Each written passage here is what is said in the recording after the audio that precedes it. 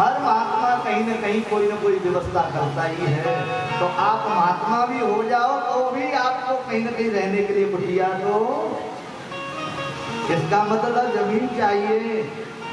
महाराज ठीक है, जब ऐसी जरूरत पड़ेगी तो देख लेंगे, पर लेकिन उन्होंने कहा नहीं, अभी से व्यवस्था करो ना, मैं देने के लिए तैयार हूँ। उन्होंने कहा बोले आप देना चाहते हो, बोले कुटिया की व्यवस्था करना चाहते हो तो मुझे ज्यादा तो चाहिए नहीं, एक 1.5 बाई 1.5 का ही आसन तो चाहिए। चलो उस व्यवस्था को भी आप पूरी करना चाहते हो तो वो भी कृपा कीजिए कि पदानि त्रीणि दैत्रेन्द्र संहितानि यदा।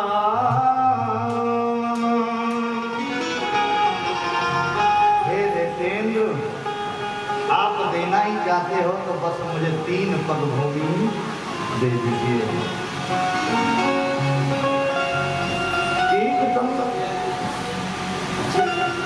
बोले किसी महान धनवान से कोई एक कौड़ी मांगे तो क्या उसे अच्छी लगेगी?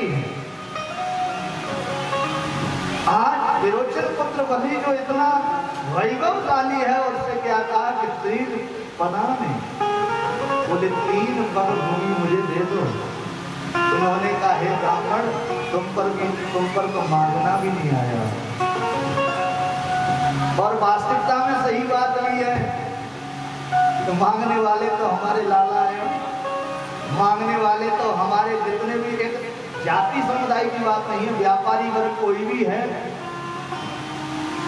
महाराज 4 जनवरी तो गोविंद को देते हैं, तो अगरबत्ती नाक पर रख देते हैं कि आप इसकी धुआं लो, चाहे सिगरेट की धुआं लो, ऐसे मान लो, कुछ भी दो, जय श्री। और आपकी उसके साथ में तिजोरी कभी खुलती नहीं, बढ़िया माल कभी आता नहीं। मतलब यहाँ तो भगवान की लीला ऐसी सुंदर है कि मैं तो कह रहा था कि थोड़ा खर्च करो, पर लेकिन यहाँ तो गोविंद खूब लुटा रहे हैं, जय श्री।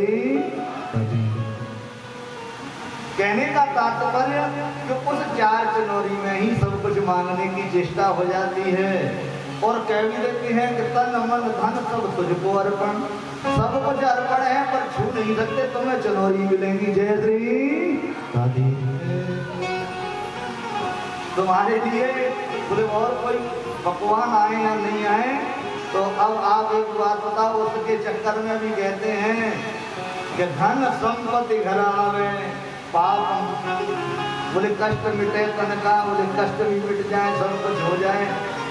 बोले एक बात बताओ, ये सब बात तो ठीक है, लेकिन तुम पे तो मांगना भी नहीं आया, इतने बड़े धनवान से मांग क्या रहे हो? अरे इससे तो संसार के ही लोग ठीक हैं कि अपनी मनोती पूरी कर लेते हैं, जय श्री। कहो ब्राह्मण दायादा वाचस्ते वृद्धनं अता वंबालो वालिसमतिः स्वार्थं प्रत्यवदो यथा। एक बात बताऊं, तुम ऐसी बात करने में तो ऐसा लग रहा था कि अहो ब्राह्मण दायादा वाचस्ते वृद्ध संगता। बात करते समय तो ऐसा लग रहा था कि बहुत बड़े बूढ़े हमारे दरवाजे पर पधारे हैं, और मांगने की बात आई तो तुम तो बड़े बूढ़े का तुम बालकों से भी बालक हो गए, जय श्री। हे बोले मांगना नहीं आया, तो इधर मैंने एकदम गुरु शुक्राचार्य की नजर जाने लगी। बोले ब्राह्मण कभी भी चाहे लाला जी कितनी दक्षिणा दें तो कहीं ना कहीं तो कहीं दें कर थोड़ी सी देख ही लेना, जय श्री। लेकिन ये ब्राह्मण कहता है कि जो हमारा लाला लुटा रहा है सब कुछ, और ये कुछ मांग रहे हैं। बोले इतना संतोषी ब्राह्मण, भाई मैंने न भूतो न भविष्यति, मैंने तो कभी ऐसा देखा नहीं। तो एकदम शुक्राचार्य जी आंख बंद करके ध्यान करने लगे, और जैसे ही ध्यान किया अपने शिष्य के हाथ को रोकने लगे। सुन कि रोचने साक्षात भगवान दुरभ्यया कश्यपाददितिर्जातो देवानां कार्य साधक। अरे तुम जिसको बालक समझ रहे हो ये वो बालक नहीं है। ब्राह्मण भगवान कहने लगे, बोले दान करने वाले भी देख लो, रोकने वाले भी नजर आ रहे हैं। बोले कश्यपाद दितिर्जातो देवानां कार्य साधक। अरे विरोचन पुत्र बलि, बोले तेरी बुद्धि से विचार कर कि तेरे सामने द्वितीय अदिति और कश्यप जी की संतान बनकर के स्वयं भगवान पधारे हैं। सब कुछ ले जाएंगे 3 में ही। हे राजा ये दान मत करो, क्योंकि तुमने मही का दान किया, तुमने पृथ्वी का दान किया, तो महाराज समझो कि सब कुछ अपने ऊपर ही जो है हमारा सब लुटा लेंगे, ले जाएंगे। बहुत रोकने की कोशिश करते हैं। बलि कहने लगे, मति दीदान जमी को राजा बलि, मति दीदान जमी को, मति दीदान जमी को राजा बलि, मति दीदान जमी को, मति दीदान जमी को राजा बलि, मति दीदान जमी को।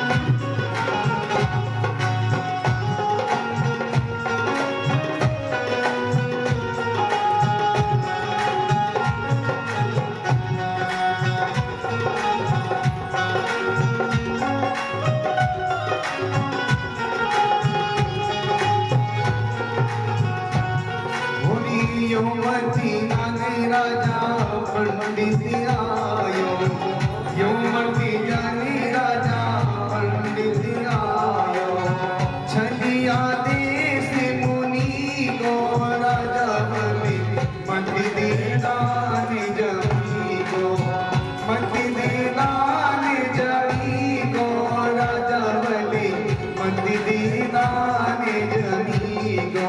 पूरी बामन भगवान की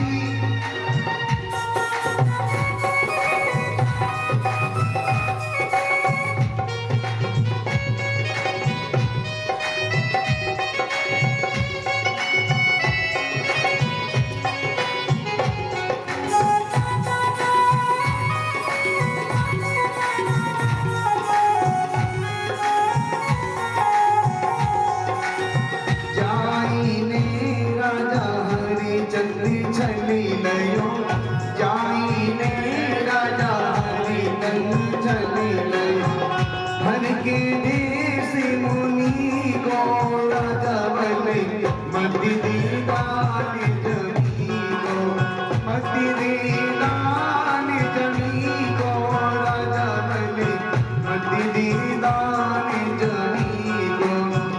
जाइने भस्मासुरी मारो, जाइने भस्मासुर मारो, जाइने भस्मासुर मारो, जाइने भस्मासुर मारो, दर के देश जनी को राजा बलि, मति दीदान जमी को, मति दीदान जमी को राजा बलि, मति दीदान जमी।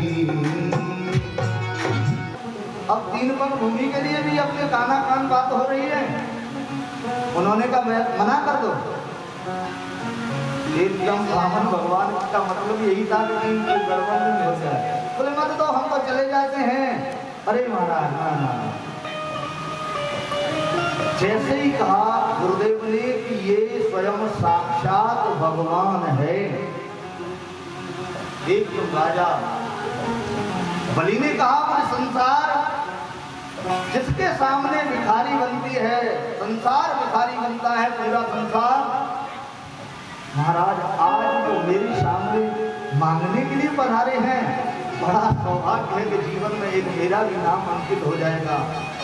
अरे गुरुदेव, इनके लिए तो जो त्रिलोकी ने मुझे जो कुछ दिया है उस अविनाशी के ऊपर तो मैं निछावर करता हूँ। महाराज उन्होंने कहा जल्दी से अपना दान करना है तो कर दीजिए। महाराज गुरुजी की तरफ ध्यान जाता है, कभी उनकी तरफ जाता है, कभी सोचता है कि मेरा यश धूमिल नहीं हो जाए, मुझे कलंक नहीं लग जाए कि एक वामन को 3 पग भूमि भी राजा दान नहीं दे सका। अचिरात पश्चिमेश यह। महाराज यहाँ पर कहते हैं बोले जल्दी से दे दो। उन्होंने कहा बोले एक बात सुनो, अभी तुमने कोई संकल्प भी नहीं किया है, अभी तो मन से ही तो कह दिया है कि तुम मांगोगे वो मैं दूंगा। एक बात कहते हैं शुक्राचार्य जी ने एक नीति कही कि स्त्री सुनर विवाहे च मृत्युर्थे प्राण संकटे गौराणात् हिंसाया नानृतं स्याज्योषितम्। एक बात सुनो, तुम मान जाओ। बोले स्त्री सुनर्विवाही जो, बोले किसी कन्या का कन्यादान हो रहा हो, नेक झूठ बोलना पड़े तो कोई बात नहीं, झूठ बोल दो। किसी की गृहस्थी बढ़िया बसे, किसी की कन्या का कन्यादान हो जाए। व्रत्यर्थ प्राण संकटे, किसी की एक असत्य पे यदि वृत्ति जा रही हो, सारा सब कुछ लुट रहा हो, तो भी वो असत्य असत्य नहीं होता है। प्राण संकट यदि प्राण एक जो है असत्य का सहारा लेने पर बचते हों तो कहते हैं कि वो भी असत्य असत्य नहीं होता। गौ ब्राह्मण हिंसायाम, कहीं गौ की हत्या, गाय बच जाए आपके असत्य बोलने पर तो वो असत्य असत्य नहीं है। ब्राह्मण का जो है कहीं कोई किसी प्रकार का अपघात हो रहा हो और आपके असत्य बोलने पर वो रुक जाए तो बोल देना चाहिए, ऐसा गुरु शुक्राचार्य कहते अपनी नीति से। लेकिन देव नीति नहीं कहती। उन्होंने कहा बोले कोई बात नहीं है, मान जाओ बलि।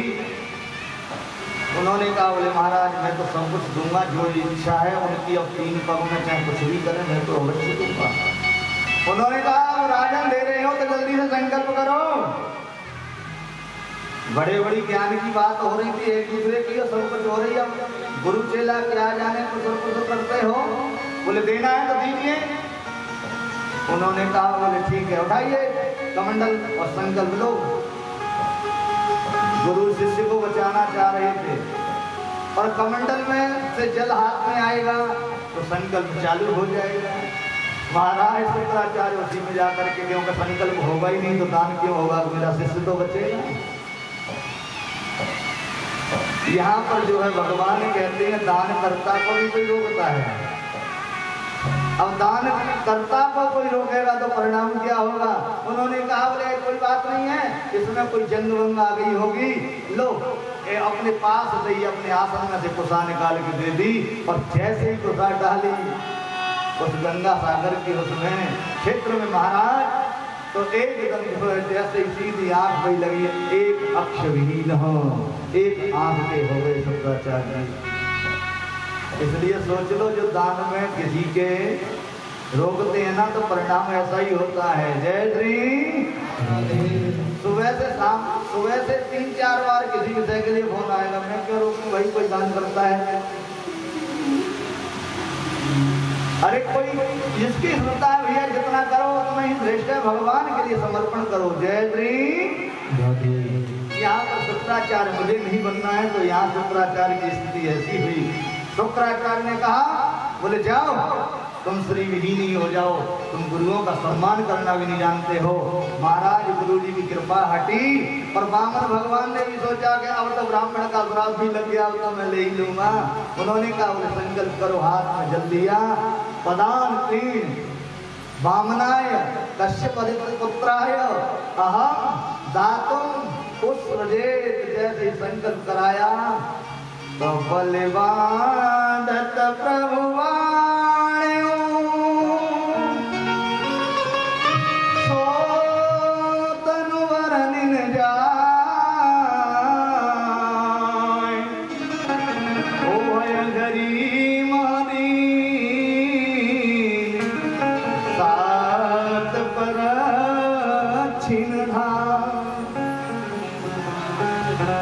सुखदेव स्वामी कहते हैं राजन परीक्षित कि एकदम जैसे ही संकल्प हुआ तो भगवान एकदम ऐसे बढ़ते चले गए कि जितने भी टोपी लगाए थे उनकी टोपी गिर गई। भगवान का स्वरूप नहीं दिखाई दे रहा है और भगवान का स्वरूप नहीं दिखाई दिया तो जो है एक पैर ऊपर को करना चालू, जैसे ही ऊपर के सातों लोगों को नापना प्रारंभ किया और सत्य लोक में पैर पहुंचा तो ब्रह्मलोक के ब्रह्मा जी पहुंच गए। उन्होंने कहा ऐसा मौका कहाँ मिलेगा। उन्होंने गंगा जी को उसी में से चरणों में से उतार लिया, कमंडलों में ले लिया। महाराज कमंडलों में जब गंगा जी आई, ब्रह्मा जी ने अपना काम कर लिया तो भगवान ने सातों लोग ऊपर के महाजन तपह सत्य ये सब लोगों को नाप लिया, एक कदम से एक पैर से और दूसरे से सब पृथ्वी को नाप लिया। महाराज अब जब नाप लिया तो ते सर्वे वामनम हंतुम शूलपाटि जपाणया। सुखदेव स्वामी कहते हैं राजन परीक्षित जब दो पैरों में ही सब कुछ नप गया तो उन्होंने का विचार करने लगे अब कहाँ नापूं, कैसे करूं। उन्होंने कहा पकड़ लो बलि को और बलि को पकड़ के सामने उन्होंने कहा बोले अभी तो तुम्हारा पूरा संकल्प ही नहीं हुआ है, मैं कहाँ अब तीसरा कदम तीसरा पग रखूं। बोले किसको नापूं। महाराज बलि बहुत चतुर था।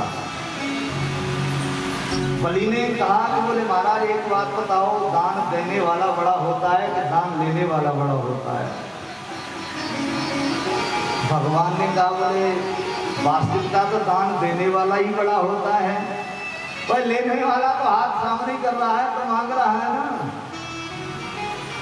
तो यहाँ पर वामन भगवान ने कहने लगे कि बोले वहाँ बलि बोले आपने जो है ना दान और बड़े और छोटे की बात कही तो वास्तव में तो दान देने वाला ही बड़ा होता है। बोले जब दान देने वाला बड़ा है और आपने सबको नाप लिया,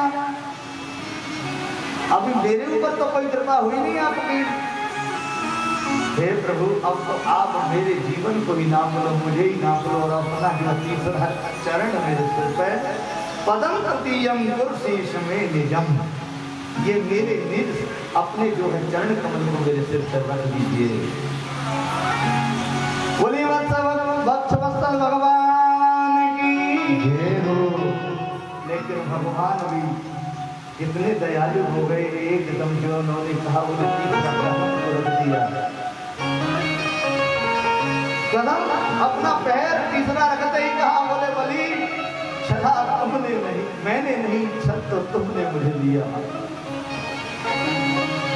मेरा भी मन कहता है कि तू जो मांगे वही तुझे वरदान दूंगा, तेरी इच्छा हो वो मांग ले।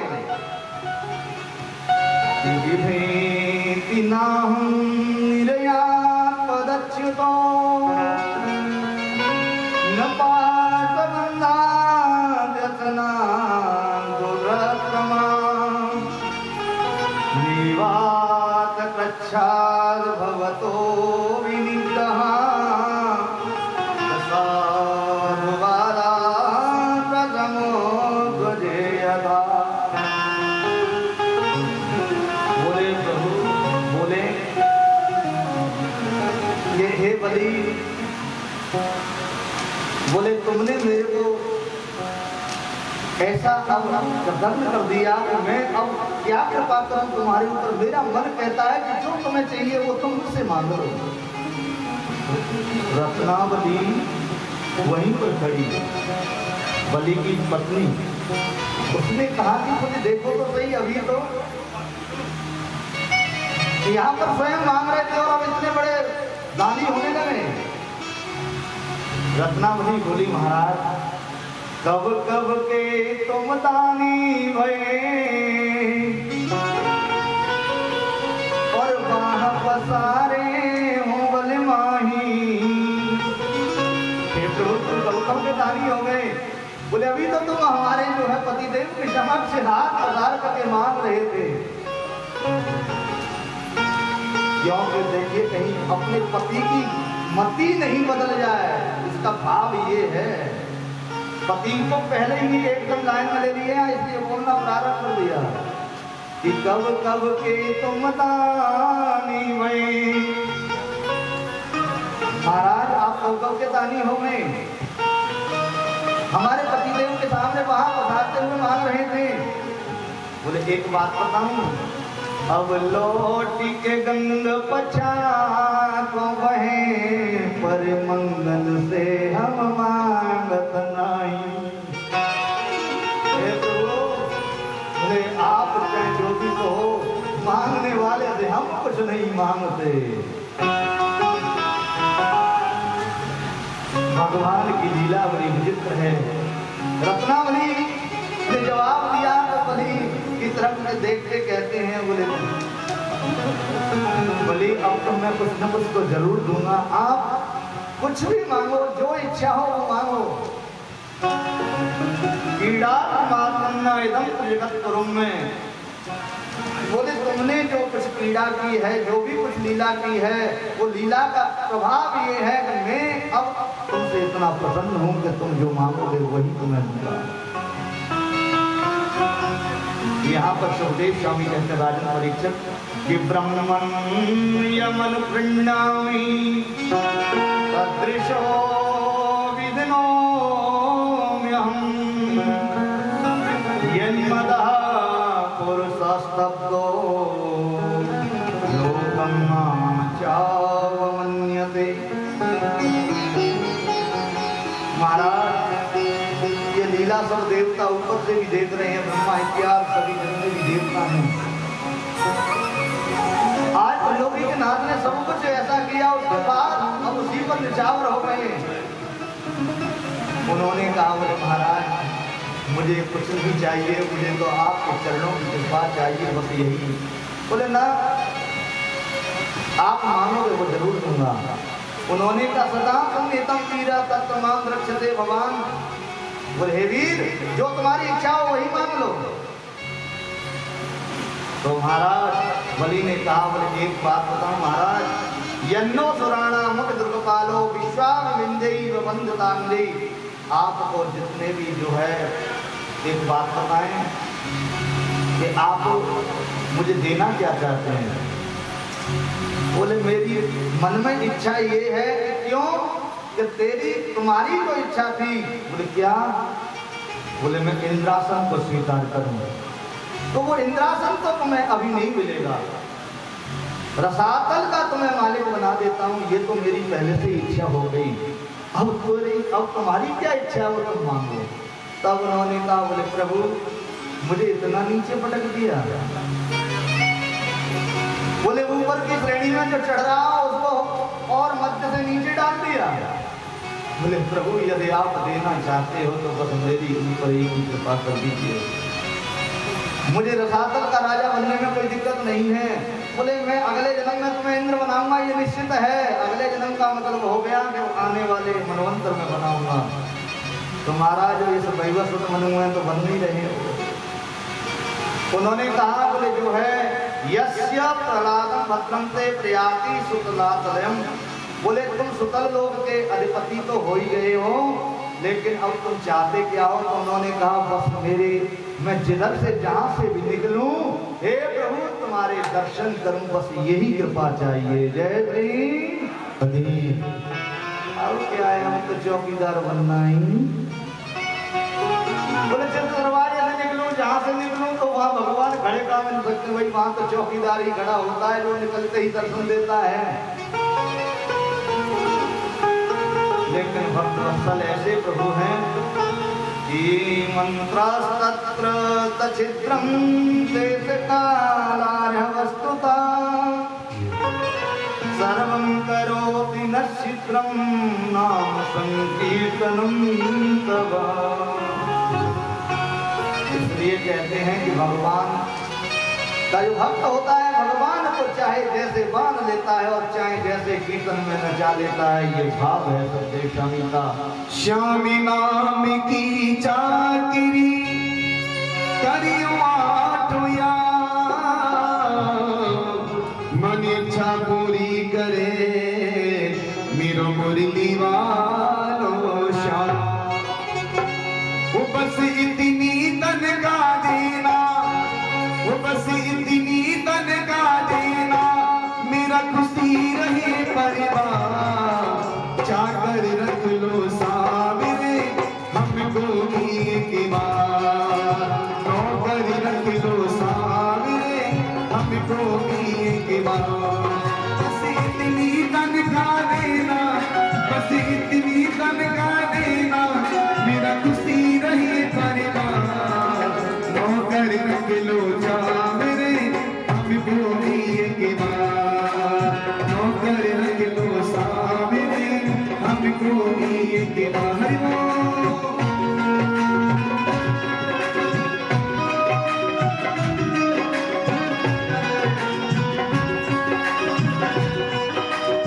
श्री राधे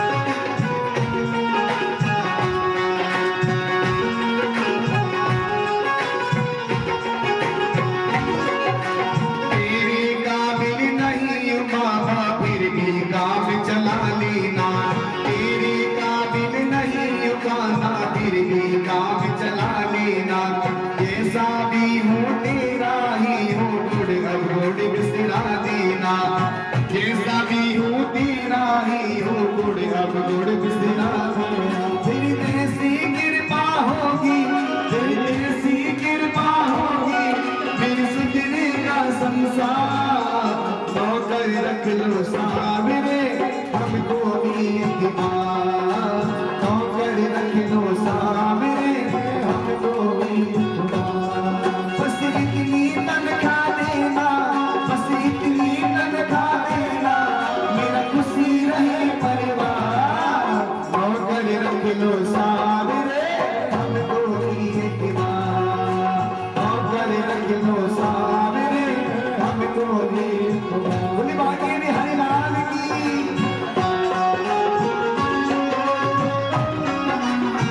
जय हो।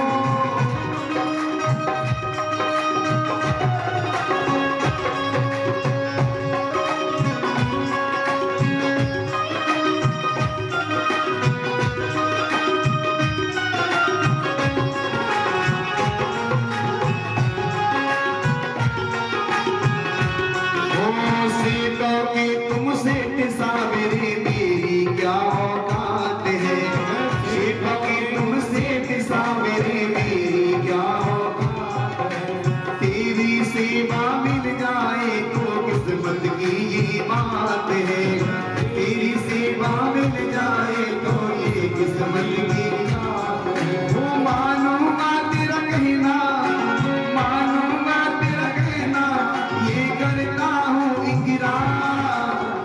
रख लो सामने हमको भी एक बार, नौकर रख लो सामने हमको भी एक बार। बस इतनी तनख्वाह देना, बस इतनी तनख्वाह देना, मेरा खुशी रहे परिवार। नौकर रख लो सामने हमको भी एक बार, नौकर रख लो सामने हमको भी एक बार, नौकर रख लो सामने हमको भी एक बार। बोले गोविंद भगवान की, वामन भगवान की। महाराज दुनिया को नौकर चाकर बनाते हैं, भक्त बनाते हैं, पर आज तो बलि के स्वयं भक्त बन गए। महीनों महीनों बीत गए। नारद जी से पूछा, बोले तुम्हारे पिताजी का तो कोई खबर ठिकाना ही नहीं है। बोले करें क्या, अब तो उन्होंने नौकरी ढूंढ ली, अब तुम्हारे पास नहीं आएंगे। बोले नौकरी ढूंढ ली है? बोले हाँ, आजकल वो जो है दरबार हो गए हैं, चौकीदार हो गए। उन्होंने कहा, बोले इसलिए नहीं आ रहे हैं क्या प्रभु? उन्होंने कहा, बलि महाराज के यहाँ पहुंच गए हैं, उन्होंने बना लिया, मान लिया, तो चौकीदार बना लिया। अब आप लक्ष्मी जी अकेली रहेंगी। उन्होंने कहा, बोले बिना नारायण के लक्ष्मी कहाँ रह सकती है? बोले चाहे कोई भी यत्न करना पड़े, लेकिन मुझे भी नारायण लाने ही है। जय श्री। अभी जो निकल के गया है ना रक्षाबंधन, ये वहीं से प्रारंभ होता है। स्वयं माँ लक्ष्मी और कृष्ण जो है बहन बन करके जो है कहाँ, राजा बलि के यहाँ पहुंची। और एक एक सुंदर सुंदर भाव हैं। राजा बलि के यहाँ पहुंची तो पहचान नहीं पाए। अब लक्ष्मी तो कितने भी रूप रख सकती हैं, लेकिन रक्षाबंधन वाले दिन तो कोई भी राखी बांध दे भैया, कृष्ण को देना ही पड़ेगा, बहन नहीं लगेगी कोई भी है। सुखदेव स्वामी कहते हैं, राजन परीक्षित वहां पर जो रक्षा निकाला, जो रक्षा सूत्र और सीधे बांधने लगी। एक नबद्धो बलि राजा दानवेंद्रो महाबला तेन काम प्रतिबदनामी रक्षे माचल। बोले तुमको मैंने बांध तो दिया है, पर मेरी रक्षा नहीं हो रही है। इसका मतलब नारायण अपने यहाँ है। जय श्री। उन्होंने कहा, बोले बहन तुमने मुझे रक्षा के लिए, मेरी रक्षा की कामना करने के लिए मुझे राखी बांधी है, तो मेरा भी धर्म बनता है कि तुम्हें कुछ दूं, और तुम अपनी मर्जी से मांगो, जैसे ही का मर्जी से मांगो। थोड़ा यहाँ भोग लगवा देना जो भी आया है। और देखिए ऐसा है कि शांति वृत्ति से अपने आप एक व्यक्ति दो व्यक्ति बांट दो, और उसके बाद तुरंत ही एक व्यक्ति पीछे गिलास लेने वाला। ये नहीं है कि कोई गिलास यहाँ फेंके या यहाँ ऐसा कार्य हो। जय श्री। यहाँ पर जो है सुखदेव स्वामी कहते हैं, राजन परीक्षित उन्होंने कहा, बोले एक काम, बोले भैया तुम हमको हमारे मन मुताबिक देना चाहते हो, दे सकते हो। बोले क्यों? अपनी बहन का विवाह भाई अपने तन मन धन सबको अर्पण कर देता है, तो क्या मैं एक राखी का इतना भी मूल्य निभा सकता हूँ इस रक्षा सूत्र का? तो उन्होंने कहा, बोले वो तो ठीक है, पर एक बात बताओ, आप मेरे मन मुताबिक दे दोगे? बोले हाँ। बहन इसका मैं बार बार क्यों कहती हो? बोले संशय है क्या कोई? लो मैं प्रतिज्ञा करता हूँ, और हाथ में जल लिया तो कह दिया। बोले लो 3 बार कहता हूँ कि देता हूँ देता हूँ देता हूँ। तो महाराज उन्होंने कहा, दे दो चौकी। बलि कहने लगा कि अब तो हो गया पनिया। बोले मुझे तो बीच में ही छोड़ गए, समझ गए कि ये बहन नहीं है, ये स्वयं लक्ष्मी है, और लक्ष्मी नारायण को लेने के लिए आज मेरी बहन बन के आई। तो अब क्या, नारायण गए तो मेरा तो सब कुछ गड़बड़ हो गया। जय श्री। दोनों चलने लगे उस झांकी के दर्शन करते हुए। कहता है बलि कि प्रभु मेरी बहन को मैंने वचन दिया है, वो तो निभाना है, लेकिन तुम मेरे ऊपर भी कृपा करना। तो भगवान कहते हैं कि मेरी ऐसी लीलाएं हैं कि तुम्हारे पास भी रहूंगा, वहां भी रहूंगा, संसार में हर जगह रहूंगा। ऐसी उनकी लीला है। एक स्वरूप से लक्ष्मी के साथ, और एक स्वरूप से आज भी चौकीदार बने हुए रसातल में बैठे हैं। जय श्री। बोलिए वामन भगवान की जय हो। ये राखी का फल होता है, यहीं से ये रक्षाबंधन का त्योहार चलता है। महाराज सुखदेव स्वामी कहते हैं, राजन परीक्षित एक राजा हुए जिनका नाम सत्यव्रत था, और वो राजा नृत्य क्रिया करते थे। तो महाराज समुद्र में स्नान कर रहे थे। समुद्र में स्नान करते हुए क्या है कि हर व्यक्ति की इच्छा होती है अपने नदी तीर्थ में तो सूर्य को अर्घ्य दूं। और ये संध्या वंदन करते हुए सूर्य को अर्घ्य देने लगे तो एक मत्स्य में छोटी सी मछली आए हाथ में, जब ले अंजलि तभी हाथ में। उन्होंने क्या, भैया कौन हो, क्या हो, ये कोई नहीं तुम्हारा। उन्होंने सूर्य अर्घ्य देने में विधान किया तो उन्होंने कहा, बोले आप हो कौन, बार बार मेरे हाथों को रोक रही हूँ। उन्होंने कहा, बोले जो है मैं, बोले आप एक बात बताओ मुझे, यहाँ बड़े बड़े जितने भी मत्स्य हैं ना, मैं छोटा हूँ और ये बड़े मत्स्य मुझे खा जाएंगे, इसलिए मैं तुमसे रक्षा चाहता हूँ। तो बोले मुझे आप अपने साथ ले चलो। महाराज राजा सत्यव्रत जो है उस मत्स्य के बच्चे स्वरूप में उनको लेकर के आता है और उस कमंडल में लेकर के आता है। तो जहाँ घर में अपने और कार्य पूजा पाठ में लग जाता है तो जो है उस कमंडल में ही वो शरीर पूरा नहीं आता है, इतने बढ़ गए। राजन मुझे बचाओ, मुझे निकालो। सत्यव्रत ने देखा, बोले, उन्होंने कहा, बोले भाई बड़े बर्तन में डाल दो, कोई बात नहीं है, ये जीव जंतु बढ़ते ही हैं। जब उन्होंने जो है डाला बड़े बर्तन में तो वो तो कुछ ही क्षणों के पश्चात बड़े बर्तन में भी वही रूप हो गया। बोले राजन मुझे कोई अच्छा सा और स्थान दीजिए तो तालाब में डलवाएं। तालाब में भी वो पूरा आकार ले लिया। कहा राजन, उन्होंने कहा, बोले महाराज तुम हो कौन मत्स्य रूप में, तो स्वयं कौन है, वो भगवान ही है। बोले मत्स्य भगवान की जय हो। तो भगवान कहते हैं, राजन आज से सप्ताह के पश्चात में ही एक प्रलय होने वाली है। ये पृथ्वी रूपी नौका को लेकर के जो है जितने भी कौन ऋषि मुनि आएंगे, तो मैं इसलिए पहले आया हूँ कि प्रलय में समुद्र जब वो अपनी मर्यादा को लांघेगा तो ये सब डूब जाएगा, ये सब डूब जाएगा, तो बोले नष्ट हो जाएगा।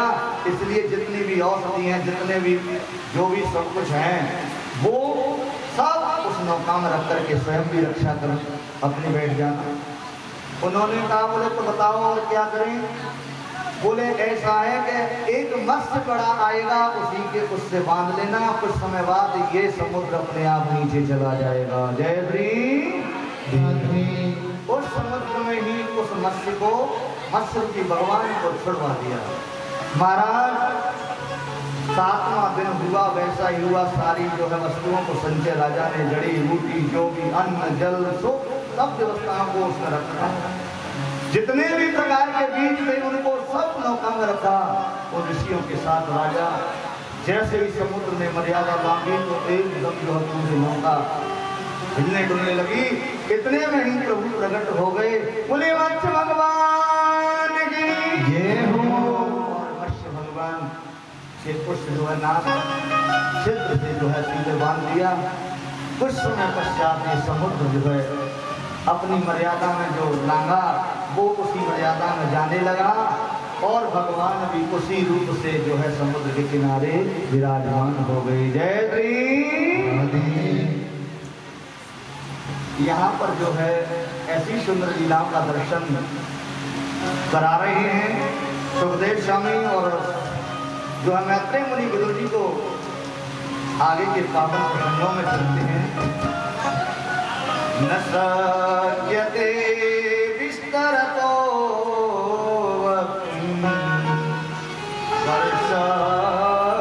वर्षशतैरपि। सुखदेव स्वामी कहते हैं, राजन परीक्षित, मैं 100 वर्ष तक भी इन जितने भी जो उपाख्यान हैं इनका मैं वर्णन करूं तो भी इनका विस्तार पूर्वक पूर्ण नहीं होगा। बोले इसलिए आगे की लीलाओं का बहुत वर्णन है। भगवान की सूर्य वंश में पधारेंगे और आगे की लीला बहुत सुंदर है। आइए, क्योंकि ये थोड़ा सा पान ने हमारा व्यवधान कर दिया, इसलिए हम मना करते हैं, पर लोगों की धारणा आ जाती है तो भाई कैसे मना किया जाए।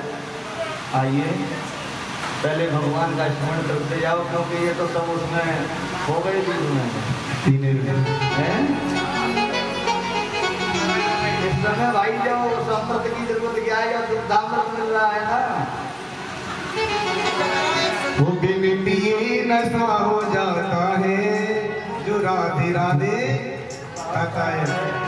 वो बिन पिए नशा हो जाता है जो राधे राधे गाता है। बिन पिए नशा हो जाता है जो राधे राधे गाता है। वो जो राधे राधे गाता है, जो राधे राधे गाता है, जो राधे राधे गाता है, जो राधे राधे गाता है। वो बिन पिए नशा हो जाता है जो राधे राधे गाता है। बिन पिए नशा हो जाता है जो राधे राधे गाता। बोली बांके बिहारी लाल की।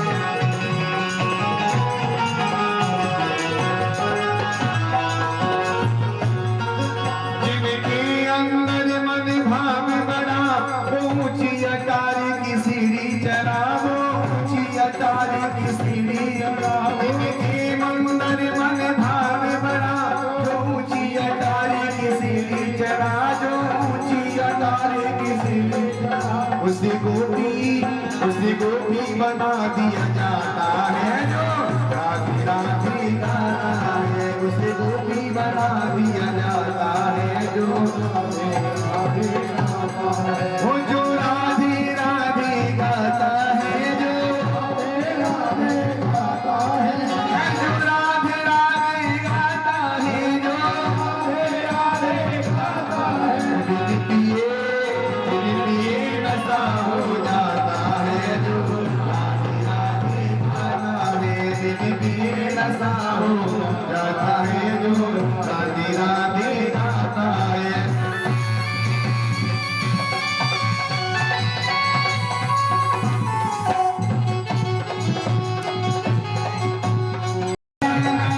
लीला है ये राधा नाम की लीला है।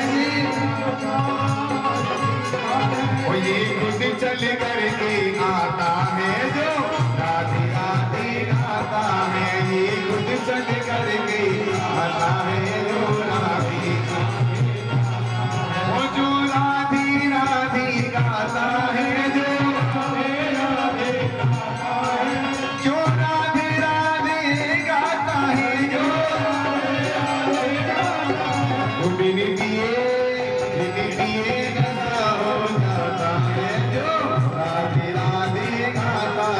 बिन पिए नशा हो जाता है जो राधे राधे गाता। बोली राधा रानी सरकार। नवम स्कंद में प्रवेश करते हुए कहते हैं सुखदेव स्वामी कि जिस वंश में प्रभु श्री राम पधारे उस वंश का नाम है शूलवंश, और स्वयं श्री कृष्ण पधारे वो उस वंश का नाम है चंद्रवंश। इन दोनों का ही निरूपण किया है इस स्कंद में। सूर्यवंश में वर्णन करते हैं श्रीमान ब्रह्मा जी के पुत्र हुए मरीचि, और नारायण के पुत्र ब्रह्मा, ब्रह्मा के पुत्र मरीचि हुए, और मरीचि के पुत्र कश्यप हुए, और कश्यप के ही जो है पुत्र महाराज श्रीमान विवस्वान, जिनको सूर्य कहते हैं। यहीं से ये सूर्यवंश कहलाया गया। जय श्री राधे। और विवस्वान सूर्य के जो है पुत्र हुए, जो है श्रद्धा देव, श्राद्ध देव महाराज, जिनकी पत्नी का नाम था श्रद्धा, लेकिन शांति से बैठिए, शांति से, वार्ता नहीं। इसका मतलब आज हमारे तो ढोलक महाराज की तबीयत खराब हुई पर, लेकिन इनकी गड़बड़ है रही है। जय श्री राधे जी। सही विचार लग रहा है, मन को बिल्कुल स्थिर रखो, शांति रखो, क्योंकि ये भी विषय समझ में नहीं आएगा, क्योंकि मैं भी आगे निकल रहा हूँ। सूर्य वंश में बिना यज्ञ के किसी को कोई संतान नहीं हुई। बोले बेटा बेटी गुरु कृपा से ही हुए, और सब पर वशिष्ठ जी ने कृपा की जब कहीं वंश चला। महाराज श्राद्ध देव चाहते हैं कि अब मेरे कोई संतान नहीं है, तो उन्होंने पुत्रष्टि यज्ञ किया। वशिष्ठ जी उसके आचार्य रहे, लेकिन इनकी जो पत्नी है वो श्रद्धा कहती है ब्राह्मणों से मिलकर के कि देखो दुनिया बेटा बेटा मांगती है, लेकिन प्रभु मुझे तो एक बात बताऊं, आप मेरी तरफ से आहुति भगवान को ऐसी देना कि मुझे बेटा भले ही नहीं मिले, क्योंकि बेटा पुत्र का पुत्र कुपूत हो सकता है, पर बेटी सदा माँ की लाडली होती है, प्रिय होती है। उन्होंने कहा, बोले हे ब्राह्मण देवताओं, जो भी तुम्हें कुछ भी चाहिए वो मैं सेवा करूंगी, और लेकिन जो है यज्ञ में आहुति ऐसी नहीं देना। आचार्य जी को क्या पता, ब्राह्मण बहुत होते हैं। वशिष्ठ जी तो पुत्र के लिए आहुति दिलवाते हैं, और ब्राह्मण देवता श्रद्धा देवी की आहुतियां पूरी कर रहे हैं। महाराज को हुआ क्या कि यज्ञ संपन्न हुआ, भाग मिला। कुछ समय पश्चात जो श्राद्ध देव की जो पत्नी थी श्रद्धा, उनके बेटा नहीं हुआ, उनके हो गई बेटी। जय श्री राधे। आजकल सबसे पहले बेटा ही चाहते हैं सभी लोग, वो तो भगवान पहले ही भेज देते हैं। बोले पहले कहते थे कि बोले जो है अब एक पे सब्र करते हैं तो भगवान उसके संग कहीं कहीं डबल भेज देते हैं। ऐसी नीलामी अभी चालू हो गई, नहीं पहले कहीं एक आध कहीं कोई सुना होगा, अब तो कईयों के ट्विंस होते हैं। जय श्री। तुम भगवान से हट करके चलोगे, भगवान तुमसे हट करके चलते हैं, ऐसा वर्णन करते हैं। महाराज उनके बेटी हो गई। एक दिन श्राद्ध देव कहने लगे, बोले गुरु महाराज ये क्या हुआ, हमने पुत्रेष्टि यज्ञ कराई थी कि पुत्री यज्ञ कराई थी। उन्होंने कहा, बोले हमने तो पुत्रेष्टि यज्ञ के लिए सब कुछ किया, ये पुत्री कैसे हो गई। बोले मुझे कुछ लगता है कुछ गड़बड़ हुआ है, ऐसा लगता है कि तुम दोनों का मत ठीक नहीं है, ध्यान रखना तुम्हारे ऊपर ही आ रही है, तुम दोनों का मत ठीक नहीं है। बोले क्यों, पत्नियों में ही कहीं एक का नहीं है, मुझे ऐसा लग रहा है। ऐसा मन समझना, इनको बना दिया है, इनसे एक का नहीं है तो कैसे पास है। जय श्री राधे। बोले मुझे ऐसा लगता है कि आपने तो आहुति के लिए कहा है, पुत्र के लिए, हमारी इच्छा भी पुत्र के लिए, लेकिन ये ब्राह्मणों को तुम्हारी जो है रानी ने कहीं गड़बड़ कर दिया, तभी बेटी हो गई। उन्होंने कहा, महाराज बेटी हो गई वो तो बात ठीक है, लेकिन मैंने तो पुत्र की कामना रखी थी, बिना पुत्र के मेरा घर गृहस्थी और संसार आगे कैसे बढ़ेगा, बेटी तो कल चली जाएगी। जय श्री। और महाराज वशिष्ठ जी के पैर पकड़ लिए श्राद्ध देव ने। गुरु महाराज में जो सामर्थ्य होती है वो संसार में भगवान के जो है गुरु की कृपा जब होती है तो भगवान भी स्वयं झुक जाते हैं, और गुरु अरुष्ट हो जाए तो भगवान भी बलि का जब तक संकल्प पूरा हुआ नहीं तब तक भगवान ने नहीं मांगा, जब तक गुरु रुष्ट नहीं हुए, क्योंकि जानते थे गुरु में वो सामर्थ्य है कि भगवान को भी आकर नचना पड़ेगा। महाराज वशिष्ठ जी के पैर पकड़े, उन्होंने कहा मुझे तो बेटा ही चाहिए। बहुत कहने पर भी यहाँ कहते हैं शुभदेव स्वामी के राजन परीक्षित उस श्राद्ध देव के जो है पुत्री को जो है बेटा ही बना दिया। जय श्री। और क्योंकि इच्छा या इच्छा बेटे की थी इसलिए इच्छाकु, और उस बेटे का नाम इच्छाकु। इसी वंश में जो है आगे कई राजा इन्हीं के साथ में कई बेटे हुए। बोले मृग सरियाती दृष्ट दृष्ट पुरुष नक्षन सग्न और नवक कवि आदि पुत्र पैदा हुए। ये वंश विस्तारित वंश हुआ। महाराज सुखदेव स्वामी कहते हैं इसमें इच्छाकु वंश के नाम से विख्यात हुआ, लेकिन इसमें एक राजा जो है बने जिनका नाम सरियाती है,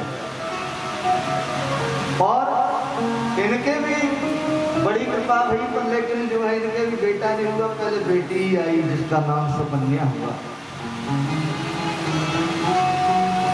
दैव की बात क्या हुई कि एक दिन जो है बेटी से भी बड़ा प्यार हो जाता है, स्नेह हो जाता है। बोले पिताजी कहीं कोई काम करने के लिए जाते हैं तो छोटे छोटे बच्चे कभी गली के मतलब गले की घंटी बन जाते हैं, स्कूटर पर चढ़ जाएंगे पहले ले चलो। ऐसे ही भगवान यहाँ लीला बड़ी विचित्र थी कि राजा सरियाती युद्ध करने के लिए जा रहे थे, वहाँ अन्य अन्य कार्यों के लिए जा रहे थे, लेकिन ये बेटी भी जिद पड़ गई, ये भी चली गई।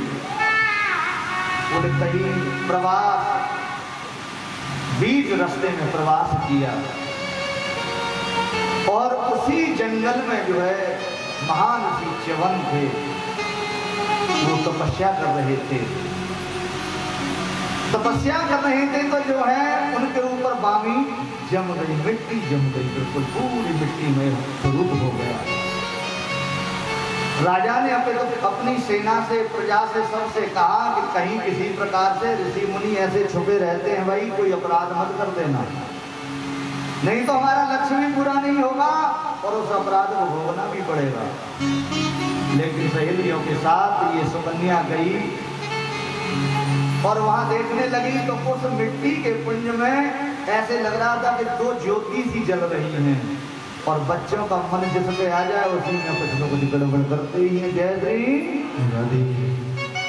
उस कन्या ने क्या किया कि उस ज्योति सी दिखाई दे रही थी वो आंखें थी, और उनमें एकदम जो है कंटक दे दिया महाराज।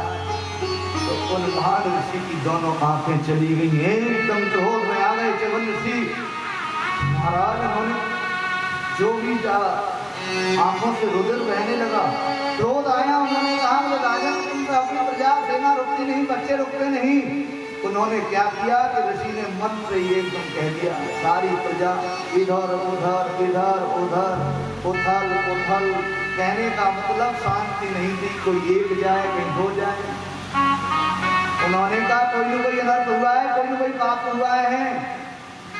बोले हमारी सेना युद्ध कहां से करेगी जिनके हाथ में तो लोटाई बंद नहीं हो रहा है।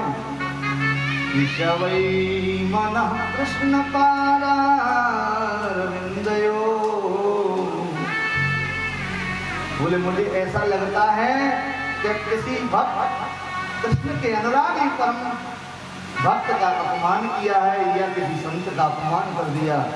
तो सुकन्या कहने लगी बोले पिताजी हमको दो ज्योति भी दिखाई दे रही थी, उसमें हमने कंटक मार दिए और उसमें रुधिर बहने लगा, यही अपराध हमसे हुआ। बोले हो महाराज वहां पहुंचे अपनी बेटी को लेकर के ऋषि स्नान कराया। महाराज एकदम ऋषि तो क्रोध थे, उन्होंने कहा बोले तुम्हारी सेना ही अब तो बीमार नहीं है, अब थोड़े संसार के प्राणी बीमार हो जाएंगे। जय श्री। उन्होंने कहा बोले महाराज ऐसा मत कीजिए, आप शांत हो जाइए। च्यवन ऋषि को शांति के लिए प्रार्थना करने लगे। उन्होंने कहा कि आप शांत करना चाहते हो तो ऐसा है कि तुम्हारी कन्या ने मेरी आंखें फोड़ी और मैं अपने आंखों के संसार में कैसे रहूंगा, मुझे कोई सहारा चाहिए, इसलिए अब तो आप अपनी कन्या ही मुझे दे दीजिए। महाराज यही सहारा उस सुकन्या का विवाह च्यवन ऋषि के साथ हुआ। सुखदेव स्वामी कहते हैं राजन परीक्षित अश्विनी कुमारों के माध्यम से अपने आप को पुष्ट किया, आंखें सुदृढ़ हुई, शल्य चिकित्सा वहीं से प्रारंभ हुई। शल्य चिकित्सा कहते हैं एलोपैथी। जय श्री।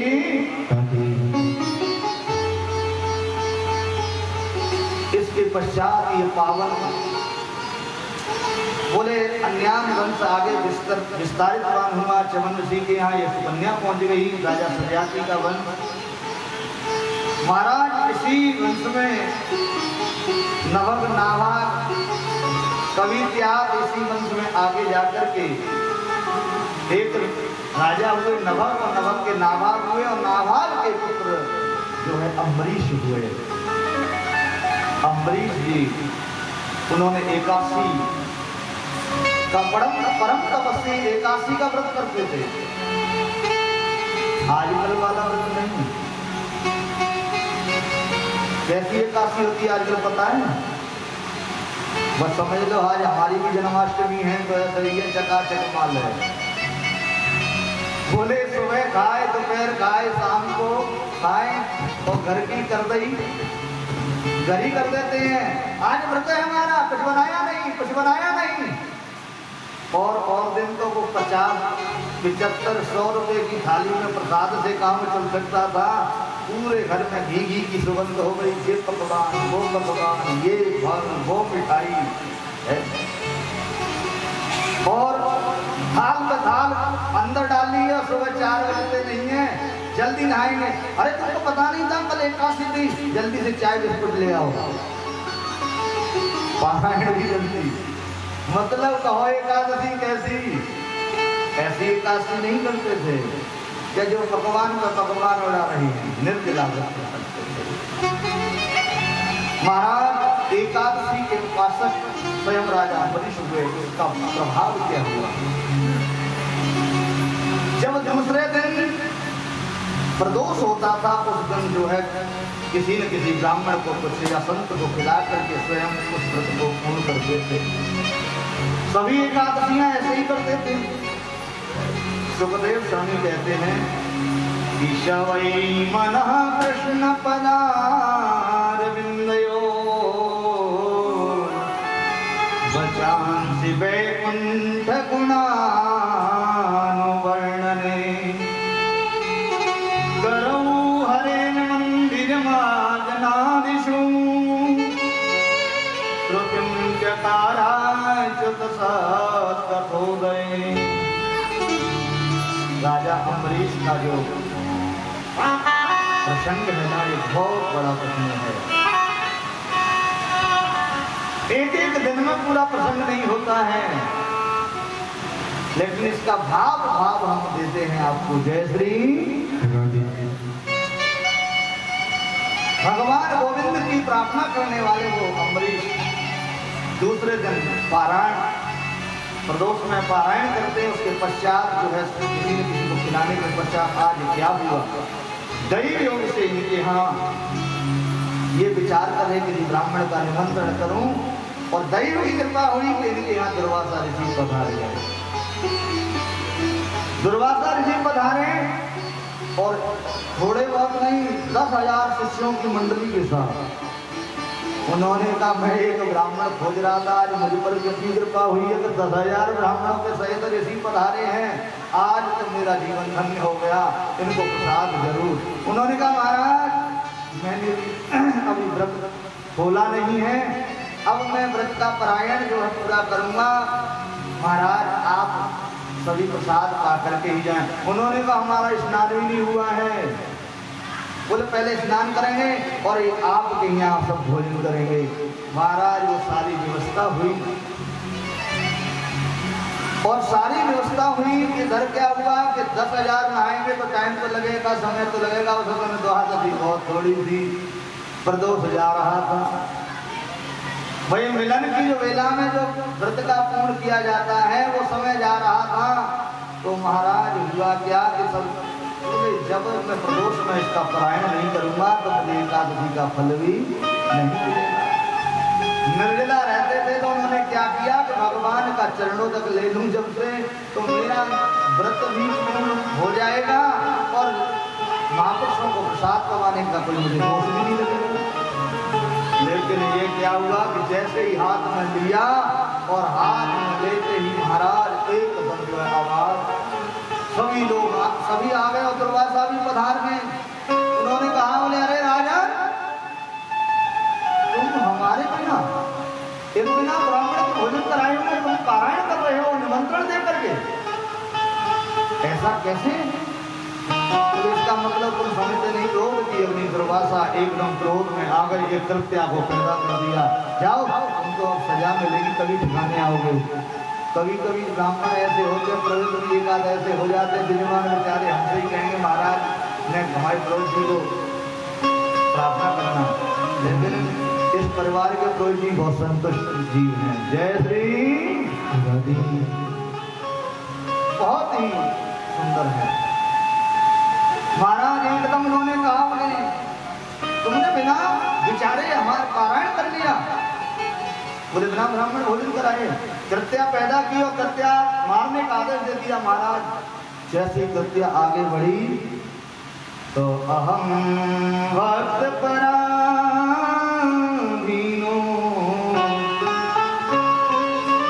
भगवान भक्त के अधीन होते हैं और भगवान के आयुध भी भक्त के अधीन होते हैं। महाराज के घर में कृत्या आई तो भगवान की उंगली से कब वो सुदर्शन चक्र निकल के आ गया और वो सुदर्शन चक्र सीधे उस कृत्या का विनाश कर दिया और दुर्वासा के पीछे लग गया। यहाँ पर कहते हैं राम को सते राम कर द्रोही है। भगवान से द्रोह करने वाले को तो कोई राख नहीं सकता है, तामे तो भगवान के भक्त का द्रोही है तो भगवान तो बिल्कुल ही क्षमा नहीं कर सकते, उनके अस्त्र शस्त्र भी क्षमा नहीं कर सकते। यहाँ पर नारद देखा विकल जयंता लाग दया कोमल चित्रसंता, जैसे इंद्र का बेटा था महाराज, उसने पाप किया तो जो है ज्ञान मार्ग किससे बिना, स्वयं नारद जी से। ऐसे ही ये त्रिलोकी में अपनी रक्षा के लिए सब जगह जा रहे हैं और सब जगह जा रहे हैं। महाराज ब्रह्मा जी के पास गए, उन्होंने कहा मैं भी नहीं डाल सकता हूँ। बोले मेरा ब्रह्मलोक चल जाएगा, जाओ जाओ भागो। सुदर्शन चक्र पीछे मृत्यु सामने दिखाई दे रही है, दौड़े दौड़े भोलेनाथ के पास गए। उन्होंने कहा भाई मेरे भंग को, मेरे आनंद को मत भंग करो, जल्दी जाओ कैलाश। नारायण के धाम में पहुंचे, नारायण से भी शरण ली, लेकिन नारायण ने महाराज शरण देने से इनकार कर दिया। क्या कहा कि यो मां मतिर माया, तुम अपनी मति के द्वारा कष्ट भोग रहे हो, मेरा क्या है कसूर है इसमें। पर लेकिन एक बात सुनो, मैं तो भक्त के अधीन हूँ कि अहम भक्त पराधीनो या स्वतंत्र जा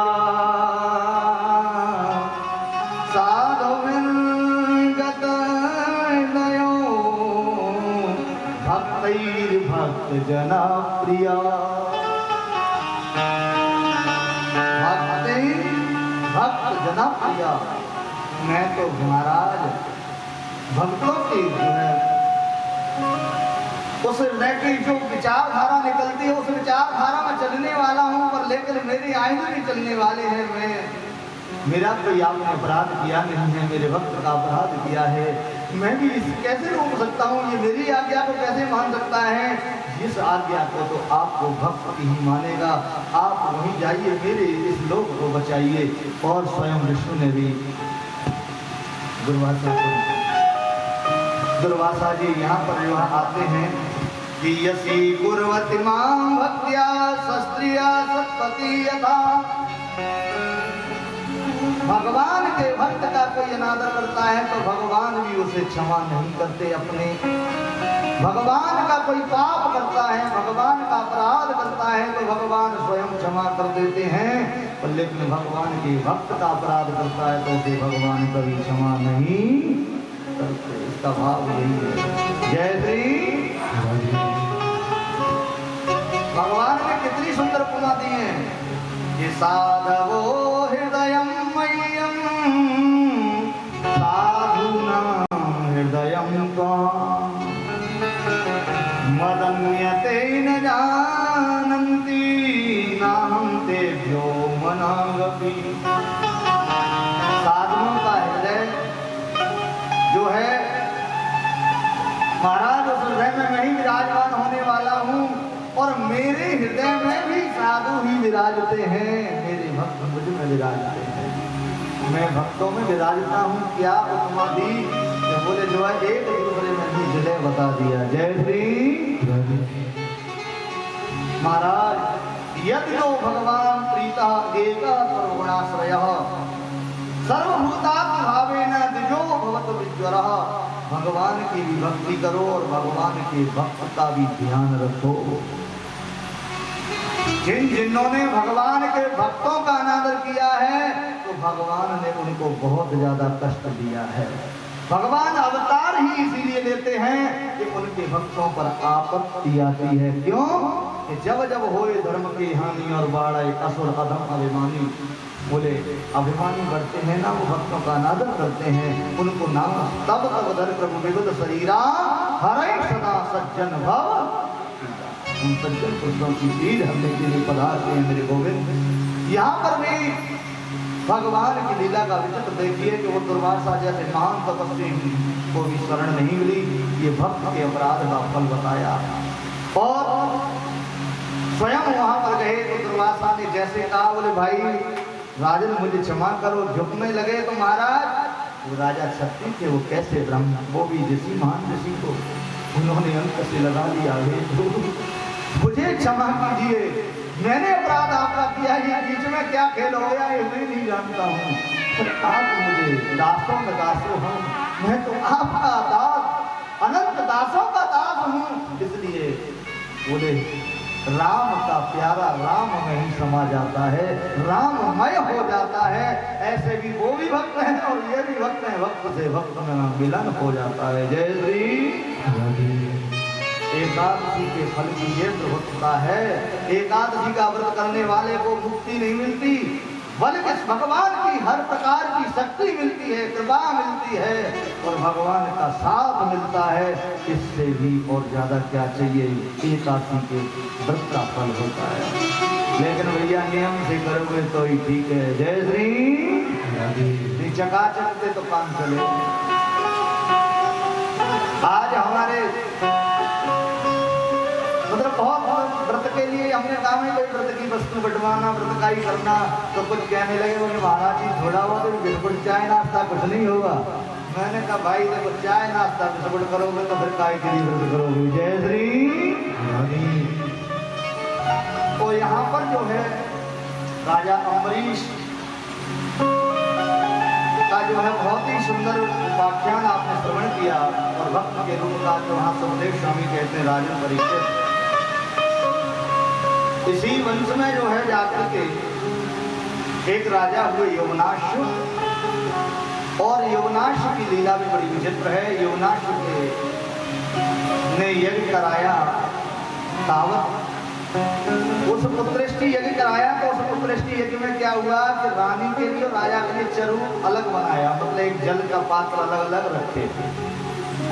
राजा यवनाश को रात्रि को उस यज्ञशाला में प्यास लग गई थी। राजा इधर उधर पानी दे के पानी मिले नहीं। उन्होंने कहा बोले हमारे लिए तो जल पड़ा जा रहा है, इसलिए इस जल को पी लेता हूँ, और अपना जो जल तो पिया नहीं, लेकिन वो रानी वाला पड़ा हुआ जल पी लिया। और वो जल जब पिया तो सुखदेव स्वामी कहते राजन परीक्षित अब तो यवनाश को ही अपना पुत्र पैदा करना पड़ेगा। जय श्री। भजनों के माध्यम से भी कहा है कि अब पी लो पढ़ो पढ़ाओ पानी है। बोले जब तुमने पीला पढ़ा हुआ जलपान किया तो वशिष्ठ जी ने कहा बोले राजन अब तो बेटा तुम्हें ही देना होगा, तुम्हारे ही होगा। राजा शर्म के मारे घर में से बाहर नहीं निकले, उधर फाड़ करके जो निकले। इनके जो पुत्र हुए उनका जो है महाराज क्या बोले जो है वो माँ तो है नहीं, तो माँ जो है उसको दुग्ध पान करा दे या कुछ करा दे, तो इसलिए इंद्र वो बच्चा कुहा करके रो रहा था और महाराज इंद्र ऊपर से देख रहे थे। वो आकर के उन्होंने अपनी उंगली जो है उनके मुंह में डाल दी और वो एकदम उसको पीने लगे, दबाने लगे। तो माम धाता, इसलिए इनका नाम पड़ा माम धाता। माम माने मैं ही तुम्हारी माँ हूँ, धाता हूँ, क्योंकि अमृत का पान उंगली से कराने लगे इंद्र, इसलिए इनके पुत्र का नाम मानधाता हुआ। और मानधाता के ही जो है महाराज आगे एक राजा हुए, जो धौलपुर में बड़ी सुंदर कथा कल आएगी, परसों आएगी।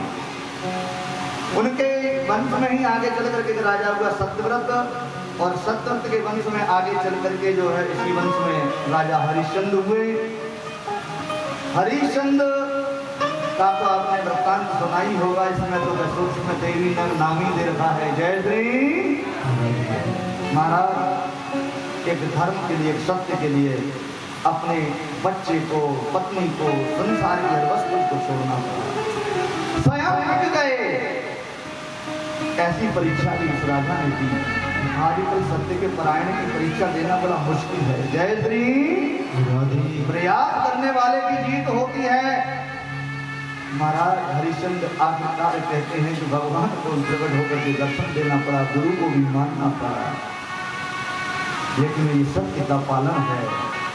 आज भी दुहाई हरिश्चंद्र की ही होती है। ये सुंदर इस वंश में राजा हुए, इन्हीं हरिश्चंद्र के पुत्र रोहित हुए, और रोहित के पुत्र जो है माया जिनका नाम रोहितास नाम पड़ा, रोहित हुए। और रोहित के जो है बाहुक हुए। महाराज बाहुक के ही नाम जहाँ जो है बोले काब कहते हैं कि बाहुक की बहुत रानियां थी, संतान किसी के हुई नहीं। तो बोले जो है प्रभु कृपा ऐसी हुई कि एक रानी को महाराज गर्भ हुआ, तो और चिढ़ करके उन्होंने सबने सलाह की और उनको जो है जहर दे दिया। भगवान की कृपा अद्भुत हुई, वो बालक भी नष्ट नहीं हुआ और रानी भी नष्ट नहीं हुई। गरेन सहिता सगरह, वो जहर की पोटली सी बन करके आई और बच्चे का जन्म हुआ, जो इनके पुत्र हुए बाहुक के, जिनका नाम सगर हुआ। और उस सगर के नाम से ही सागर कहलाई जाते हैं। जय श्री महाराज सगर के जो है दो रानियां हुई, एक रानी के एक पुत्र हुआ अश्मंजर, और एक रानी के 60,000 हुए। बहु कुटुंब दारिद्र्य है। बोले बहुत कुटुंब बढ़ता है तो दरिद्रता आ जाती है या कोई ना कोई अपराध हो जाता है। इनसे भी वही अपराध हुआ कि जो है अश्वमेध यज्ञ किया राजा सगर ने, तो उस यज्ञ उस अश्व को जो है इंद्र कपिल देव भगवान के यहाँ बांधे आए, और कपिल देव भगवान के यहाँ बांध करके आए तो इन्होंने अपने पेटों से कहा सब जगह खोज करो, और उस घोड़े को खोजते खोजते कपिल देव भगवान के यहाँ पहुंचे। उन्होंने कहा देखो मरकट की तरह बैठा हुआ है, बिल्कुल मरकट लोचन हो गया है, मंदिर जैसा बैठा है, कैसा है, बिल्कुल एकदम बहुत शांत चित्त, बगले जैसी भक्ति कर रहा है। अनेक शब्दों से संबोधन किया, हिला डाला। महाराज आपने खोली तो सारे 60,000 पुत्र जल करके भस्म हो गए। उन्हीं के लिए राजा सगर ने प्रयास किया गंगा, बोले गंगा को लाने के लिए आकाशवाणी हुई, बहुत तपस्या की। उन्हीं के लिए महाराज इनके पुत्र असमंजस ने और असमंजस के पुत्र अंशमान ने भी जो है प्रयत्न किया। इन्हीं के पुत्र हुए कौन? दिलीप, जिन्होंने भी गंगा को लाने के लिए प्रयत्न किया, तपस्या की। और दिलीप के ही पुत्र महाराज भगीरथ हुए, जिन्होंने स्वयं भोलेनाथ को प्रसन्न किया और स्वयं गंगा महारानी को प्रसन्न किया, और कलकल निनाद करते हुए उस भोलेनाथ की जटाओं में गंगा महारानी आ गई। बोले गंगा मैया की। पतित पावनी उस गंगा को महाराज लेकर के चलते हैं। भोलेनाथ ने कहा उन्हीं की जटाओं में घूमूं, उनको अभिमान था। भोलेनाथ ने एक जटा में से खोला तो एक धार ही चली, 3 खोली तो 3 धार हो गई, त्रिधारा भी कहते हैं कहीं कहीं। जय जोर जोर का अट्टहास किया तो महाराज जान्नू ऋषि थे। जान्नू ऋषि तो ये कर्णवास, जहाँ राजघाट कर्णवास जगह है, इससे थोड़ा आगे ही स्थान था। स्थान आज भी वो स्थान नाम से है। और वहाँ जो है ये गंगा जब जैसे ही पहाड़ों से जोर जोर से आवाज पड़ती आरती आई तो राजा भी आगे चल रहे थे पर भगीरथ और पीछे पीछे गंगा। तो उसमें क्या हुआ कि उनकी पूजा में विघ्न हो गया ऋषि की में। उन्होंने कहा बोले देखो तो सही, ये अपना काम करने के लिए जा रही है या सबको विघ्न देने के लिए जा रही है। उन्होंने क्या वो भी पान कर गए, गंगा को पान कर गए, भगीरथ आगे निकल गए, पीछे देखा सूखा पड़ा है। उन्होंने कहा गंगा जी कहाँ गई? तो जाकर के देखे तो महाराज ऋषि के मुंह में जा रही है। अनुनय विनय की प्रार्थना की और उन ऋषियों ने अपनी जाहनू को विदीर्ण किया, उसी में से नसों से निकलने लगी, इसलिए इनका नाम जाह्नवी पड़ा। बोले जाह्नवी मैया की।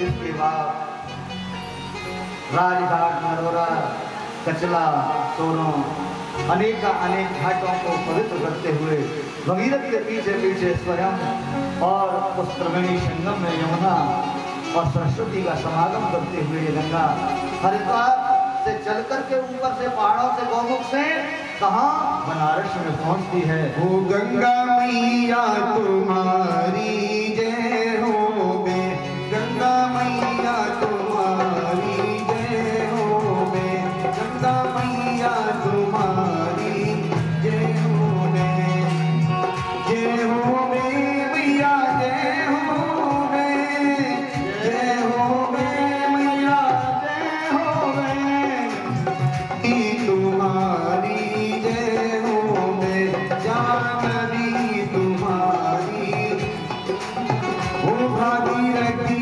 तुम्हारी जय हो बे, भागीरथी तुम्हारी, ओ गंगा मैया तुम्हारी जय हो बे। बोले गंगा मैया की। बनारस के उन काशी के घाटों को पवित्र करते हुए मणिकर्णिका इत्यादि घाट, बोले बहुत घाट बने वहाँ। हरिश्चंद्र घाट को भी पवित्र किया है, ऐसे जो है ये घाट बने हैं। धीरे धीरे कहाँ स्वयं उसी सागर में जाकर के मरीजा सागर के पुत्र नष्ट हुए, वहीं पर पहुंच जाती हैं और उन 60,000 अपने जो है वंशजों को भागीरथ जी ने गंगा के माध्यम से तारा। इसलिए हम लोग गंगा में अस्थि विसर्जन के लिए जाते हैं। वहीं से ये प्रसंग चालू हुआ कि गंगा पवित्र पावनी है, पापों को हरने वाली है और किसी की मुक्ति नहीं होती है तो गंगा में चले जाएंगे तो उनकी मुक्ति हो जाएगी। जय श्री। बोले अस्थि भी पहुंचने पर भी मुक्ति मिल जाती है, ऐसा गंगा का वचन है। लेकिन भैया अब वास्तविकता क्या है, ले जाने वालों की भी विवेचना बहुत विचित्र होती है। पहले ले जाने वाले भाव थे, बहुत लोग कटौती में गंगा को भी प्रकट कर देते थे। अब कहाँ, बड़ी मुश्किल है, कलिकाल है। जय श्री। इसके पश्चात अपने इसी वंशज में आगे जाकर के जो है भगीरथ के वंश में आगे जाकर के एक राजा हुए जो है ऋतुपर्ण, और ऋतुपर्ण के महाराज सौदास हुए और सौदास के ही जो है पुत्र नारी कवच हुए। महाराज नारी कवच जो है राजा बहुत ही सुंदर पाठ्यांक तरीके के विस्तारित है।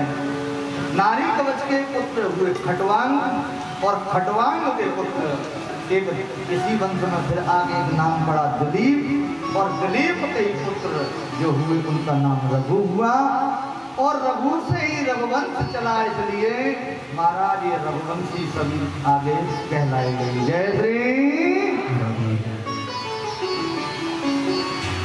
महाराज रघुवंश,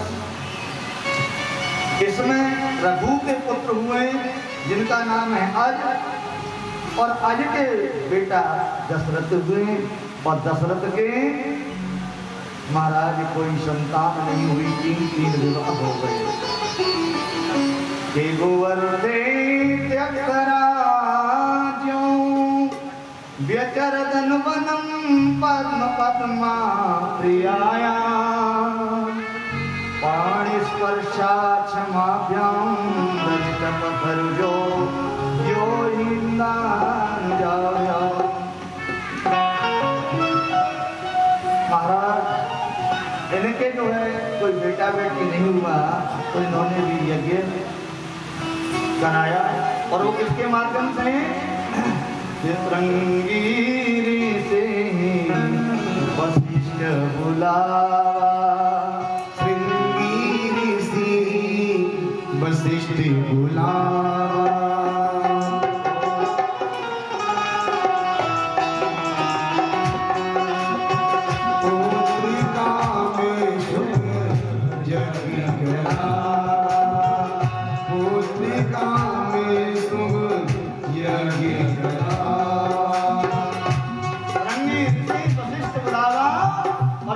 काम यही यज्ञ, उनके माध्यम से पुत्र श्री यज्ञ हुआ।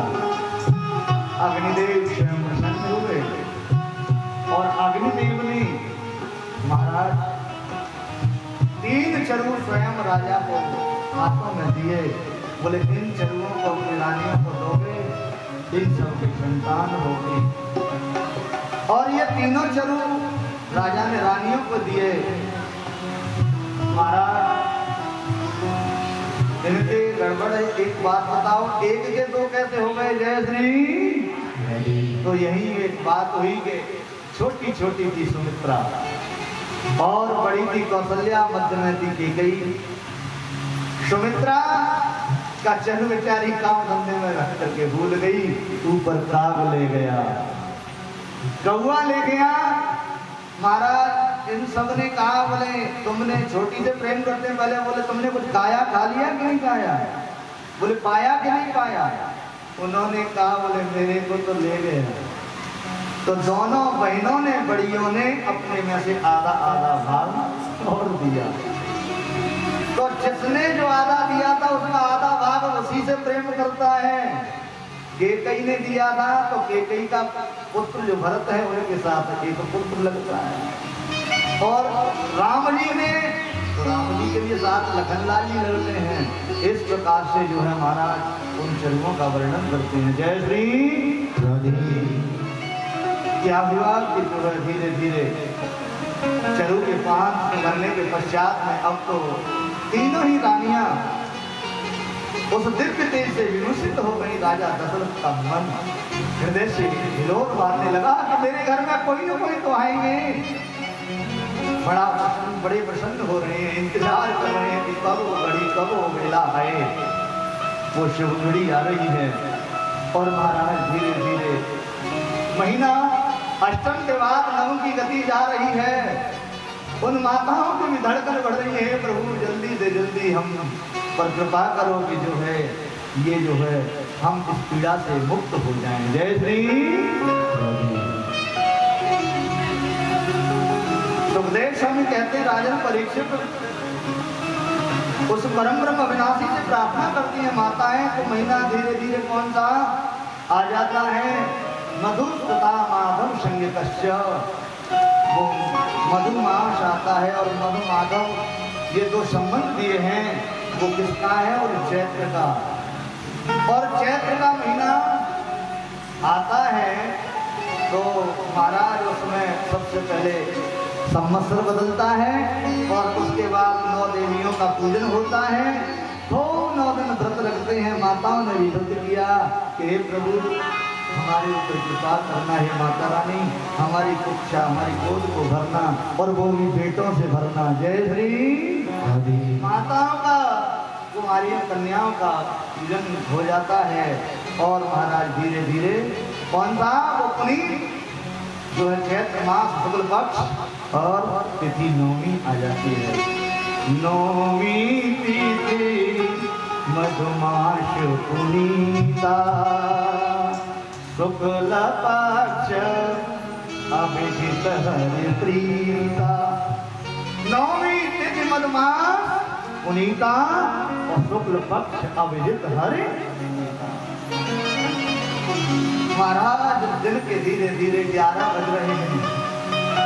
सूर्य नारायण भी विचार कर रहे हैं मेरे कुल में पधार रहे हो प्रभु, मैं भी आज हटूंगा नहीं, अपनी पूर्ण चटाओं के साथ तुम्हारे दर्शन करूंगा।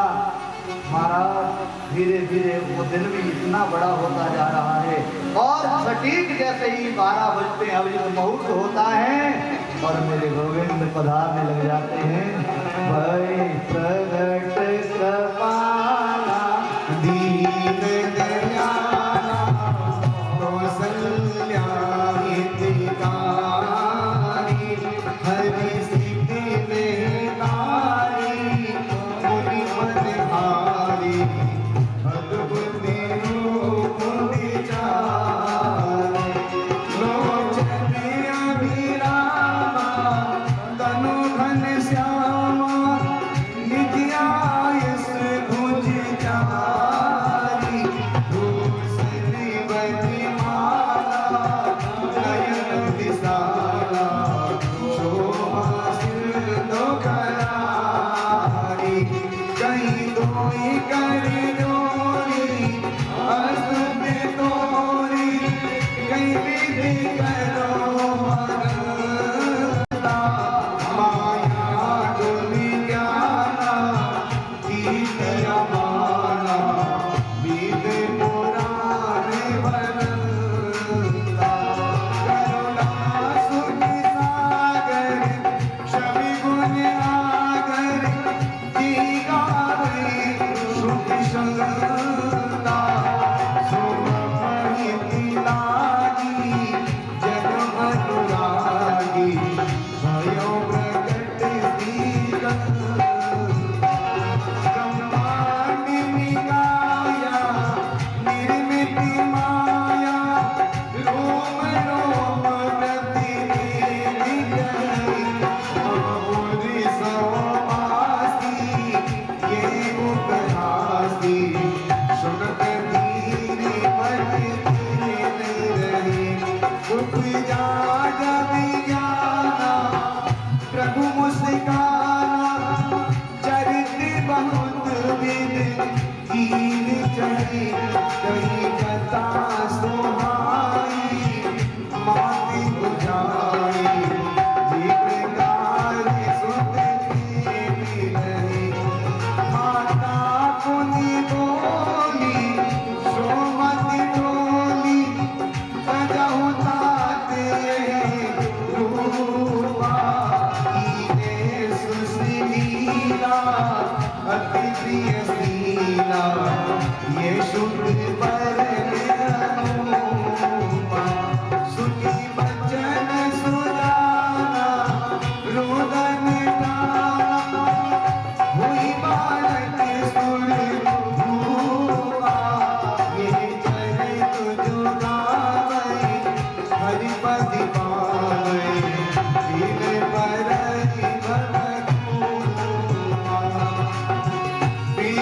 पितृभीनिशुर संतहित लीन मनुज अवतार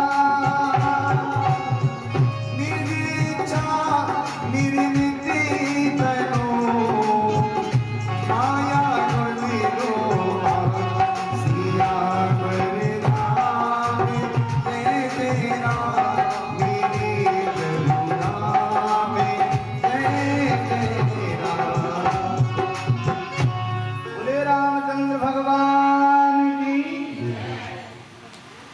सशंक चक्रम सकलेट कुंडलम सपीत वस्त्रम सरसिरुहेक्षणम सहार वक्षस्थल कौस्तुभंसियम नमामि विष्णु शिरसा चतुर्भुजम। कौशल्या माँ के यहाँ ये तो कहते हैं कि जन्म लिया, वास्तविकता में वो शंख चक्र गदा पद्म युग्म धारण किए हुए स्वयं विष्णु स्वरूप परम ब्रह्म अविनाशी प्रकट हो गए। और जैसे ही प्रकट हुए, कोई बात नहीं, इधर ही रखते जाओ, इधर बहुत जगह है, बहुत जगह। प्रभु की लीला सुंदर है। जय श्री महाराज। भगवान जब प्रकट हुए तो माता जी ने कहा, क्यों प्रभु जी, ये क्या है, ये क्या विषय है? बोलिए विषय हमारी समझ में नहीं आता है और आप उन्होंने कहा हम आ गए ना, हम तो खोल दो, सबको दर्शन दो। बोले बेटा आ गया ना आपका? उन्होंने कहा बोले बेटा आप, बोले आपने वरदान तो यही मांगा था ना। बोले क्या कहा था? कि आपके समान पुत्र हो जाए। तो भगवान कहने लगे, विष्णु भगवान उस रूप में बोले चतुर्भुज वेशधारी परम ब्रह्म विनाशी, बोले माता जी एक बात बताओ कि आप सरस्वती भोजन जाई, बोले अपने जैसा मैं कहाँ कोई संसार में। तो नृप तब तनय होई में आई, मैं नृप का बेटा बन करके आपके सामने आ गया। उन्होंने कहा बोले वो बात तो ठीक है, बेटा बन के आ गए, पर लेकिन दुनिया क्या कहेगी? बोले क्या? बोले कौशल्या का उदर था कि नगर कोट था? बोले तो इतना बड़ा उदर था कि जो है इतने बड़े बेटे को पैदा किया। मतलब माता पुनि बोली सोमति डोली, सजहि तात यह रूपा, की जैसे सुनीला अति प्रियशीला, यह सुख परम अनुपा। आप यदि एक बात बताओ, ऐसे रूप में पधारे हो, यथार्थ मेरे पुत्र बन करके आए हो, तो शिशु बन जाओ, छोटे बन जाओ। माता जी हमको छोटा भी बनना पड़ेगा? बोले अब आपने कहा कि बालक बनने के लिए आए तो तुम्हें बालक भी बनना पड़ेगा। बोले दुनिया हमको बहुत जो है भजते भजते मर जाती है, कई जन्म व्यतीत हो जाते हैं, लेकिन हमको कहते हैं कि एक छटा के दर्शन हो जाए, और मैं साक्षात खड़ा हूँ, मुझसे फिर भी आप ऐसे कह रही हैं कि बोले की जैसे सुनीला। बोले ना आपने नृप तब तने होई में आई, तब तो तने बन जाओ, छोटे बन जाओ मेरे गोविंद। उस रूप को त्याग करके छोटे से शिशु बन गए, और छोटे बन गए। बोले अब तो दर्शन खोल दो, दुनिया को आने दो, बधाई बटने दो। नहीं, बोले बालक होता है ना तो वो कुछ न कुछ बोलता भी है, रोता भी है, और तुम मौन होकर के। उन्होंने कहा बोले माता जी एक बात बताओ, संसार रोता है तो मैं उसे हंसाता हूँ, संसार जब कष्टवान होकर के रोता है तो उसके कष्टों को दूर करता हूँ। आज मुझे ही कष्ट में डाल रही हो माँ। बोले ना सुनि बचन सुजाना, रोदन ठाना, होई बालक सुरभूपा। महाराज एकदम जो मैया की आग्रह की भक्ति के अधीन भगवान हो जाते हैं, रोने लग जाते हैं। यहाँ वो गोविंद तत्ववेता ऋषि मुनि जिनके लिए तत्व ज्ञान कहते हैं, वो परम तत्व आज स्वयं वहाँ के सामने रोने लग जाते हैं। एकदम कुहाँ राजा को आवाज आती है।